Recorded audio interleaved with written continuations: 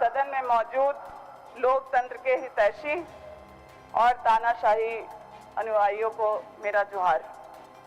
अध्यक्ष महोदय, आज झारखंड में राजनीतिक संकट पैदा करने वाले लोग असमंजस में हैं कि अब फिर से कौन सा नया पैंतरा लिया जाए ताकि जो यहाँ आपको बहुमत में जो सरकार आपके सामने दिख रही है उसको अस्थिर किया जाए।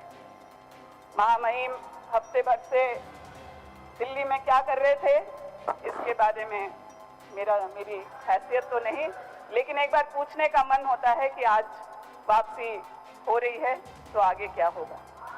अध्यक्ष महोदय, केंद्र और राज्य के भाजपा के जो नेता हैं, जो केंद्र और राज्य के भाजपा के नेता हैं, वो राजनीतिक षड्यंत्र करने में व्यस्त थे और हमारी सरकार हेमंत सोरेन जी के नेतृत्व में लोकतंत्र की हितैषी सरकार ने क्या किया?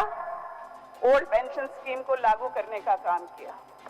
1.5 लाख सरकारी कर्मचारी जो इस राज्य के लोगों की सेवा करते थे, उनके हितों की रक्षा हम लोगों की सरकार ने की। अध्यक्ष महोदय, उनकी मांगों को सुनते हुए, जो उनके दुख दर्द को समझते हुए हमारे नेता आदरणीय श्री राहुल गांधी जी के आह्वान पर राजस्थान, फिर उसके बाद छत्तीसगढ़ में ओल्ड पेंशन लागू किया गया।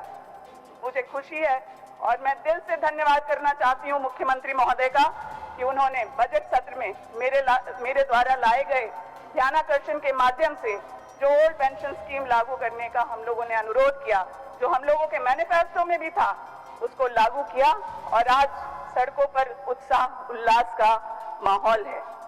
अध्यक्ष महोदय, ओल्ड पेंशन स्कीम लागू करने से हम लोगों ने किस तरह से अपने सेवा करने वाली जो कर्मचारी हैं उनके बुढ़ापे को सुरक्षित किया है, बजाय इसके कि भाजपा के जो लोग अपने अलग अलग राज्यों में अपने वृद्ध कर्मचारियों को असहाय बेसहारा छोड़ दे रहे हैं।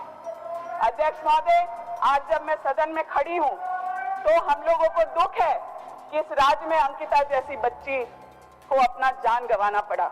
मैं उसके परिवार से माफी मांगती हूं, लेकिन मैं ये भी जानना चाहती हूं कि जो हमारे विपक्ष के नेता हैं, क्या वो सुनीता खाका से मिलने गए? क्या वो काजल जो हमारी चतरा की बेटी थी, उसे एसिड अटैक होने के बाद क्या उस बच्ची को देखने के लिए दिल्ली गए? क्या निशिकांत दुबे जी जो लगातार दिल्ली में रहते हैं, जाकर उस बच्ची का हाल पूछे कि आखिर क्यों इस तरीके से हुआ? हम लोग शर्मिंदा हैं कि अंकिता जैसी प्यारी, मेरी खुद की बेटी उतनी बड़ी है, उसके दर्द को समझने के लिए किसी राजनीति की जरूरत नहीं है। एक सेकंड, क्या सूचना है आपका? अध्यक्ष महोदय, शायद गायिका जी को नहीं पता है, मैं खुद रिम्स गए हैं और चतरा के बच्ची से भी तेजाब जिसके ऊपर। ठीक है। आप माने या ना माने, मैं कह रहा हूँ ना कि उनको देखने गए हैं। खाका को भी मैं देखा हूँ और मैंने पूरे आश्वासन दिया है, इसलिए मैं इस बात को क्लियर कर देना चाहता हूँ। अध्यक्ष महोदय, ये अलग बात है, आप हमें भाजपा के रूप में नहीं नहीं, हम तो देख ही नहीं रहा है, हम आपको देख ही नहीं रहा है, हम तो आपको अपने रूप में देख रहे हैं। चलिए दीपिका जी। अबूलाल जी बहुत सम्मानित नेता हैं। मुझे लगता है सदन के हर एक सदस्य, चाहे वो हमारे मुख्यमंत्री ही क्यों ना हो, वो सब बाबूलाल जी का सम्मान करते हैं, लेकिन शायद अभी भी वो इस बात को मान नहीं पाए हैं कि भाजपा ने उन्हें अभी जगह नहीं दी है। वो भाजपा के सदस्य नहीं, मैं भाजपा के नेताओं से सवाल कर रही थी कि क्या आप लोग ने जाकर के सुनीता खाका से मिलना जरूरी समझा? क्या सीमा पात्रा को आप लोगों ने कानूनी कार्रवाई का मांग किया? नहीं किया। अध्यक्ष महोदय, एनसीआरबी का डेटा, एक मिनट, एनसीआरबी का डेटा पिछले हफ्ते जारी किया गया है। क्या आपको पता है किस राज्य में सबसे ज्यादा महिलाओं के प्रति अत्याचार होता है? उत्तर प्रदेश है। उत्तर प्रदेश, अध्यक्ष महोदय, वो हेडलाइन में नहीं आएगा। अध्यक्ष महोदय, सबसे ज्यादा नाबालिग बच्चियों की हत्या मध्य प्रदेश में होती है। दिल्ली इनके आका अमित शाह के हवाले है। दिल्ली में 87% क्राइम की बढ़ोतरी हुई है। इनके नाक के नीचे से के महिलाओं पर अत्याचार हो रहा है अध्यक्ष महोदय, ये क्या कर रहे हैं? निर्भया हत्या के बलात्कार और हत्या के बाद इनको आंकड़ा जानना चाहिए।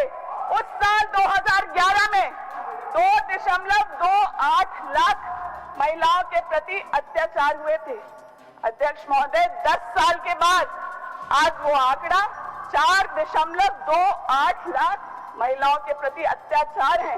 कौन है केंद्र में? 2014 से आप लोग मालिक हैं। क्या हो रहा है निर्भया फंड का? माननीय सदस्य, निर्भया जब फंड महिला का अत्याचार पर बात हो रहा है और एक माननीय महिला सदस्य बोल रही है तो आप सारे पुरुष सदस्य एकदम काउंटर कर रहे, नहीं न करना चाहिए। चलिए बोलिए। अध्यक्ष महोदय, निर्भया फंड का आखिर ये लोग क्या कर रहे हैं?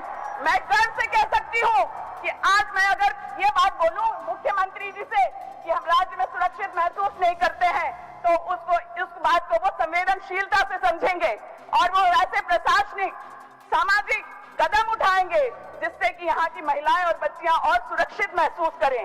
लेकिन क्या यही सवाल इनमें से कोई या निशिकांत दुबे जाके प्रधानमंत्री से पूछ सकता है कि आखिर देश में इतने क्राइम महिलाओं के प्रति क्यों बढ़े? अध्यक्ष महोदय, महिला सदस्य बोल रहा है। भानु जी, अध्यक्ष महोदय, महिला सदस्य जब बोल रही है तो उनको कॉपरेट करिए। अध्यक्ष महोदय, महिलाओं के मुद्दे को राजनीतिक बनाने की गलती विपक्ष ना करे। जिस दिन महिलाएं एक हो गई तो इनका केंद्र में जो सत्ता है वो ताश के पत्ते की तरह भरभरा के गिर जाएगा। आज महंगाई से महिलाएं परेशान हैं। ये पूछ रहे किलो में कि लीटर में?